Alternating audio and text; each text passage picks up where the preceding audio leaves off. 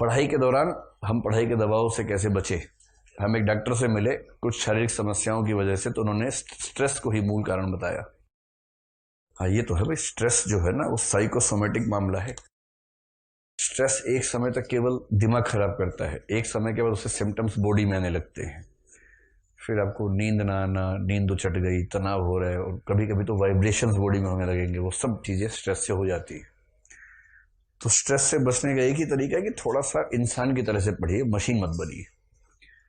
मुझसे तो कोई सलाह मांगता भी नहीं आजकल, क्योंकि मैं ऐसी सलाह देता हूँ फिर बच्चे आते नहीं मेरे पास सलाह मांगने के लिए। आते हैं कि सर कितना पढ़ें, कैसे पढ़ें। मैं बोलता हूँ देखो, सप्ताह में एक फिल्म जरूर देखनी है, ये पहली सलाह है। सप्ताह में एक फिल्म, अगर स्कोप है तो सिनेमा हॉल में जाके देखिए, दो चार दोस्तों के साथ देखिए। BF GF वाले चक्कर मत पड़िएगा, उसमें तनाव ज्यादा होता है। और गए थे फिल्म देखने, सिर फुटवा के लौटे हैं वापस, तो वो सब दो चार अच्छे दोस्त जाए वो ज्यादा ठीक रहता है, हंसी मजाक खूब होता है ना। बाहर ना जा पाए कोई बात नहीं, पेन ड्राइव में भरवा के ले आइए फिल्म, और किसी एक लैपटॉप पर देख लीजिए सब बैठ के। वो सब थोड़ा होना चाहिए। दिन में कम से कम 1 घंटा बिचिंग कीजिए, बिचिंग, शुद्ध बिचिंग, उसमें कोई मिलावट नहीं होनी चाहिए। बिचिंग समझते हैं? बिचिंग का मतलब क्या?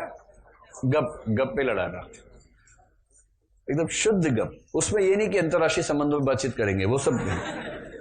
अंतर्राष्ट्रीय संबंधों पे करना भी है तो उन वाले संबंधों पे कि ट्रम्प का किससे चल रहा है, इस तरह का, वो वाले अंतर्राष्ट्रीय संबंध। ये वाले अंतर्राष्ट्रीय संबंध नहीं कि इराक में क्या हुआ, सीरिया में क्या हुआ, वो सब नहीं। जब आप शुद्ध प्योर गपबाजी कर लेंगे 1 घंटा ना, तो मन इतना प्रफुल्लित हो जाता है उसके बाद, फिर पढ़ेंगे तो अच्छा लगेगा। और सफलता का बहुत तनाव मत लीजिए। वो कह गए हैं, तुलसी ने भी कही है ये बात, वैसे भी आती है कि चिंता वाकी कीजिए जो अनहोनी होए, अनहोनी होनी नहीं, होनी ही सो होए। तो चिंता उसकी करो जो अनहोनी है, और अनहोनी है तो हो ही नहीं सकती है, क्योंकि होना वही है जो होना है। तो नियतिवाद के अपने फायदे भी है। ये डिटर्मिनिज्म कहते हैं नियतिवाद का, मतलब सब कुछ पहले से तय है। इसका फायदा ये है कि आपको तनाव नहीं होता, कि पहले से तय है ही, तो फिर टेंशन किस बात की है। और मैं ये बात कई बार कहता हूँ, सीरियसली कहता हूँ, कि इस एग्जाम की तैयारी करने का केवल बोनस है कि आप IAS बन गए। ये सिर्फ बोनस है, शुद्ध बोनस है। इस एग्जाम की तैयारी करने के बाद आप जीवन में जहां भी जाएंगे, आप अभी जहां हैं उससे बहुत आगे प्लेस्ड होंगे। किसी भी फील्ड में चले जाइए। तो एक लेख मौका मिलेगा तो आपको मैं भिजवाऊंगा उस पर व्हाट्सएप पे। एक व्यक्ति ने पिछले साल एक लेख लिखा, 2 साल पहले की बात है, उसका सिलेक्शन नहीं हो पाया, तो कुछ लोगों ने उसका मजाक बनाया, तो उसने जवाब में एक लेख लिखा, कोरा पे है, कोरा अगर आप फॉलो करते होंगे ना, कोरा पे है वो लेख। और उसका भाव यही है कि इस एग्जाम की तैयारी की, IAS नहीं हुआ कोई बात नहीं, लेकिन उससे इतना कुछ हो गया कि मैं अपना जीवन ठीक तरीके से निकाल ही लूंगा। और फिर उसने कुछ एग्जाम्पल्स दिए कि मेरे साथ क्या क्या हुआ। अब क्योंकि मैं एक ऐसे व्यवसाय में हूं कि अगर मैं आपसे ये कहूंगा कि नहीं होगा तो भी जीवन अच्छा होगा, इसकी ये व्याख्या आप कर सकते हैं कि ये अपनी दुकान चलाने के लिए ऐसा बोल रहा है। अब वो व्याख्या करते रहिए, उससे मुझे फर्क पड़ता नहीं है। लेकिन अगर उस पक्ष को आप थोड़ा साइड में करके समझने की क्षमता रखते हो तो इस बात को मान लीजिए, इस एग्जाम की तैयारी अपने आप में इतनी बड़ी उपलब्धि है, जो अभी समझ में नहीं आएगा बाद में आएगा। तो चिंता मत कीजिए, मस्त होकर तैयारी कीजिए। IAS है, PCS है, बहुत सारे एग्जाम्स है, जुट के काम करेंगे तो कुछ ना कुछ हो ही जाएगा बढ़िया, और शानदार जिंदगी होगी।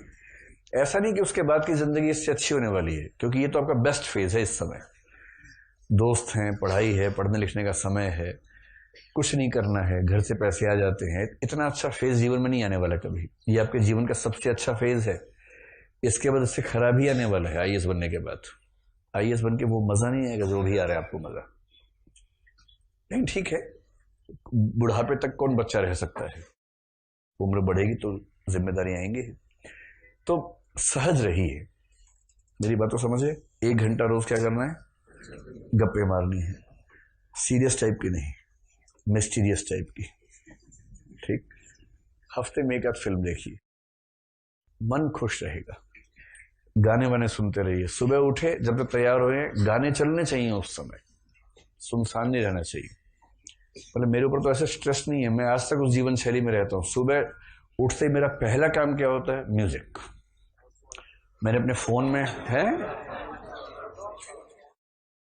प्लेलिस्ट है बहुत सारी, मैंने फ़ोन में बना रखी है, गाना.com पे, savan.com पे बना रखी है अपनी प्लेलिस्ट।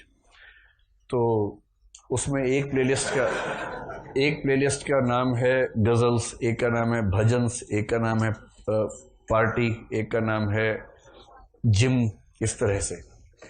तो अगर एक्सरसाइज कौन सा हनी सिंह प्लेलिस्ट भी नहीं है, हनी सिंह के गाने बीच बीच में आते हैं, जैसे पार्टी वाले में आ जाते हैं।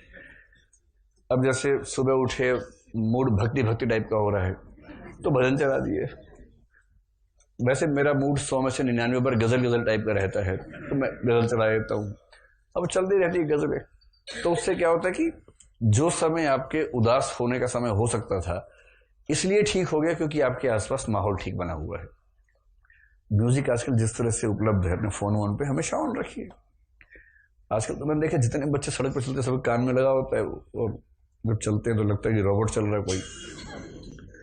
तो कान में लगाइए या वाईफाई ब्लूटूथ स्पीकर लीजिए छोटा सा, पूरा आसपास 3-4 कमरे गुंजा दीजिए सुबह सुबह। मतलब मशीन की तरह पढ़ेंगे तो दुखी रहेंगे, पढ़ाई कीजिए इंसान की तरह तो बात बनेगी।